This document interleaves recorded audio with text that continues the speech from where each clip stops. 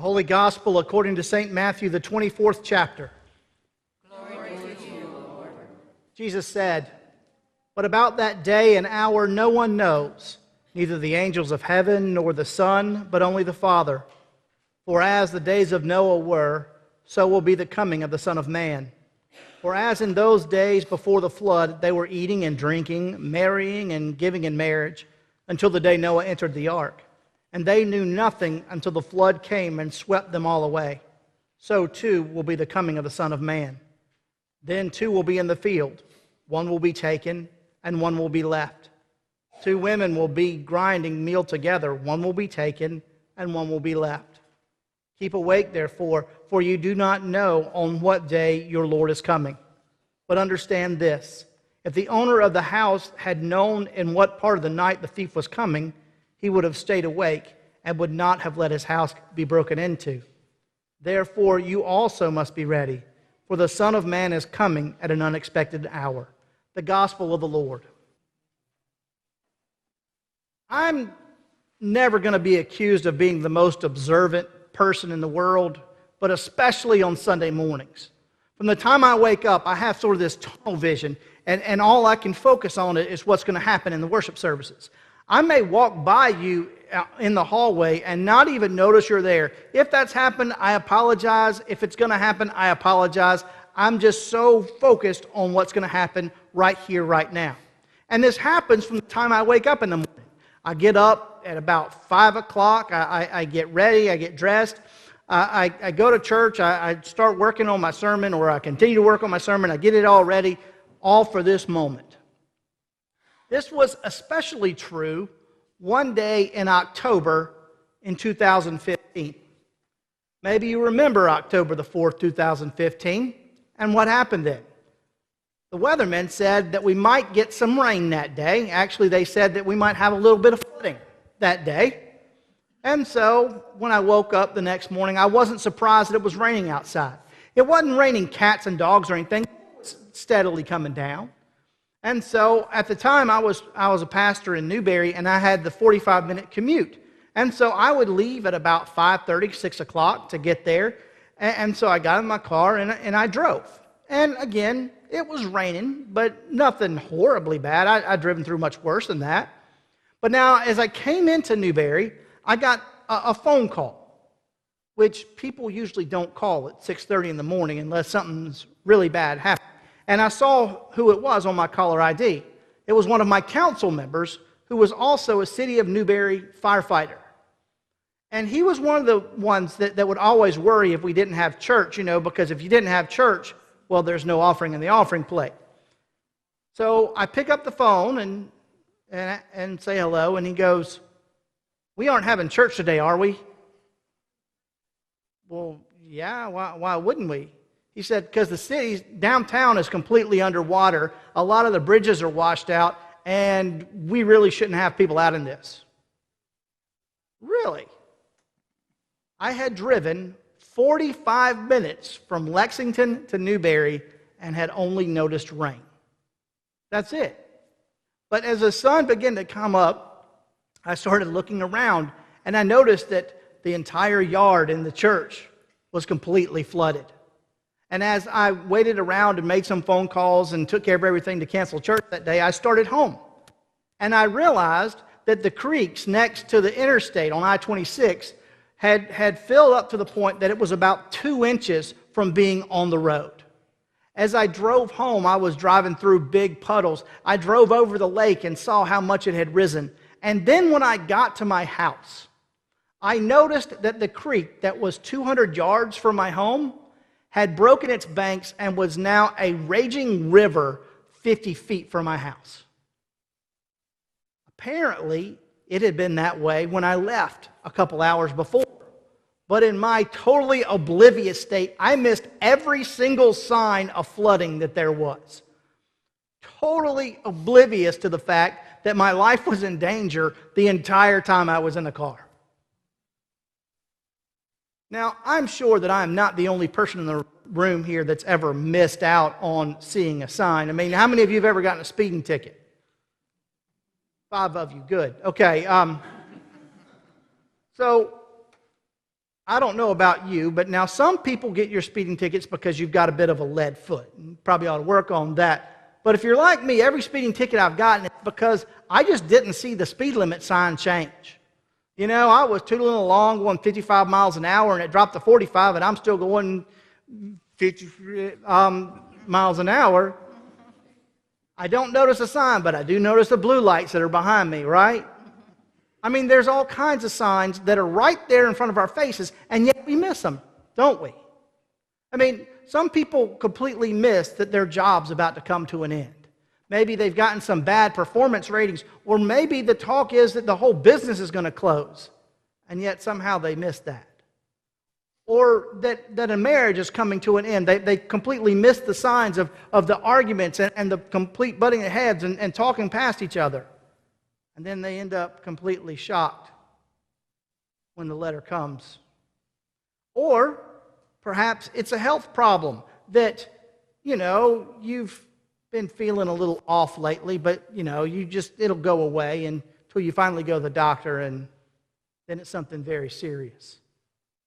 There's all kinds of signs that we have in our lives, and so much of the time we just look past them, don't we? We completely ignore the signs that are in our midst. We ignore the problems within our families. We ignore the problems within our careers. We ignore the problems within our government. We ignore all these problems, even though the signs are right there saying, warning, warning, warning. We just go on through as if nothing's wrong. See, that's what we're talking about throughout the season of Advent. The word Advent means coming. And unlike the shopping centers these days, we are not focusing on the coming of Christmas. That's not what Advent is. We focus on the coming of Christ, or rather the second coming of Christ. And so throughout this season, while we will have our Christmas trees up next week. I'll call them Advent trees for the first little bit, if that's okay with y'all. Until Christmas comes. But for us, the Christmas season doesn't begin until December the 24th. Up until that time, our focus is not that Christ came, but that Christ has promised to come again. And during that time, you and I will be discussing how we will be looking and preparing for this return.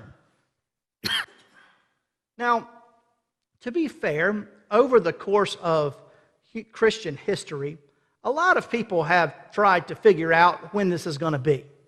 They've gotten out their calendars and their abacuses, or abaci, I don't know, you know, those little ball things, and they've tried to figure out this is when Jesus is coming back. And they've told people, and people have believed them, and they've stockpiled stuff because Jesus is coming back, or they've sold all their stuff. And then, time and time and time again, some preacher has had to stand up in front of a congregation and say, oops, just kidding, or God changed his mind. Or maybe, just maybe, they should have paid attention to what Jesus himself said in today's gospel reading. Here in Matthew's gospel, we have 2 chapters where Jesus talks about the second coming. And right here, at the very beginning of chapter 24, it says, the disciples say, okay, well, when is this going to be? And Jesus goes through and tells a couple parables, and finally, in our reading today, he gets around to answering that question. And the question is, I don't know when it's going to be. No one does. Nobody knows except God the Father. Jesus Christ doesn't even know when that's going to happen, and some Yahoo preacher from the hills, he's figured it out. Somehow, I don't think that that's the way God works. Because what God says is not, you better watch out, you better figure this out. No, God says, be ready. Stay awake and be ready. And so, how do we do that? Well, our biggest problem isn't about the how, it's the fear that we have to get through, right? Because we're afraid of this. Is this something that we're overly excited about? Oh, Jesus is coming, the end of the world, hooray. I mean, the movies that we watch scare the daylights out of us. There was a whole series of books, maybe you've heard of it, Left Behind. Any of you read those? Guess what? This Bible passage is where it came from. It says that 2 will be in the field working. One will be taken and one will be left behind. 2 women will be grinding meal. One will be taken and the other will be left behind. Actually, our text just says left, but more effective, left behind. Now, I can assure you that this is a very scary thing, because all of a sudden planes are going to be falling out of the sky, and these driverless cars are going to be racing down the road. Now, I can assure you, though, if you're riding with me, you'll be safe. I'm not going anywhere. But I'm glad some people caught that.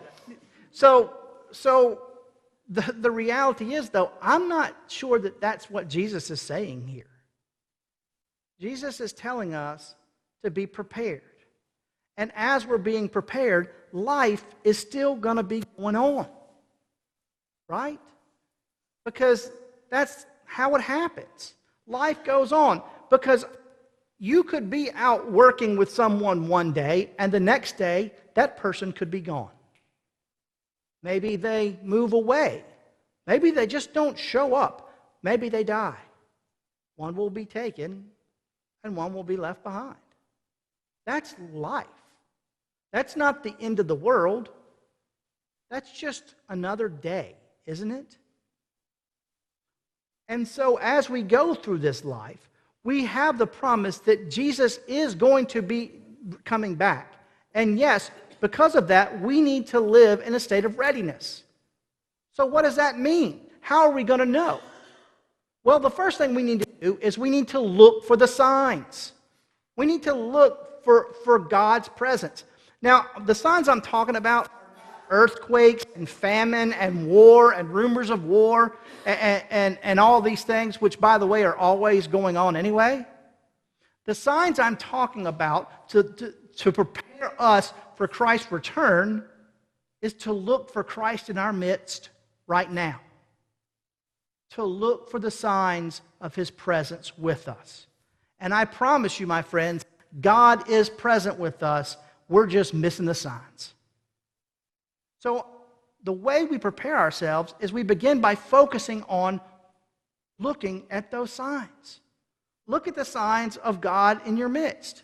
And maybe you'll see God in a sunset as it sets over Lake Murray. Or maybe you'll see God in a conversation that you're having with a friend. Or maybe you'll see God in the face of somebody at Walmart who actually smiles at you. Or maybe you'll see God as you watch a movie or read a book.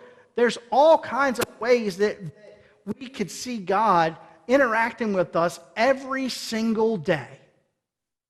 But rest assured, sometimes God sightings are not just happy things. Sometimes they're warnings, right? I mean, if you go into a restaurant and see roaches on the floor, that's a good warning sign that maybe you shouldn't be eating at that restaurant, right? Don't you think God sends us those same kind of warnings? Maybe like, I don't know, you're failing in all your classes. Maybe you should study more. Or you're not doing as well as you could at work. Maybe you should work harder. You seem to be arguing with your spouse a lot. Maybe you should work on your communication. You seem to be broke all the time. Well, maybe you shouldn't go out to eat every single day.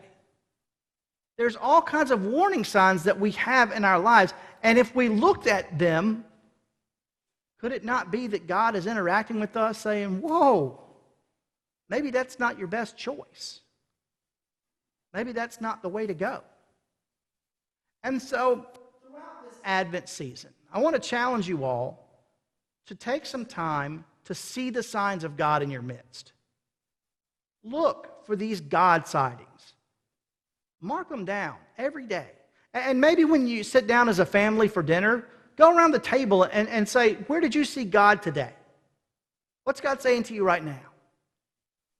Or maybe you just write them down at the end of the day or at the beginning of the next day when you're putting together your to-do list. Where did you see God yesterday? Take note of the times that you see the Almighty in your midst.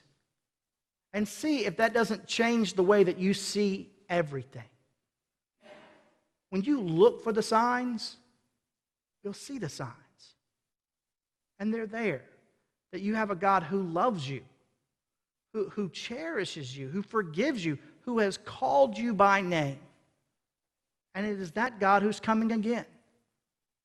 And look, folks, this isn't something that we should be afraid of. This is something that we should ask for and pray for. Because listen to what Isaiah says. It says, "For out of Zion go forth instruction and the word of the Lord from Jerusalem. He will judge between the nations. He will arbitrate for many peoples, and they will beat their swords into plowshares and their spears into pruning hooks. Nation shall not lift up sword against nation, neither shall they learn war anymore. O house of Jacob, O people of Pisgah, come, let us walk in the light of the Lord." The Lord is coming. Come, Lord Jesus. Amen.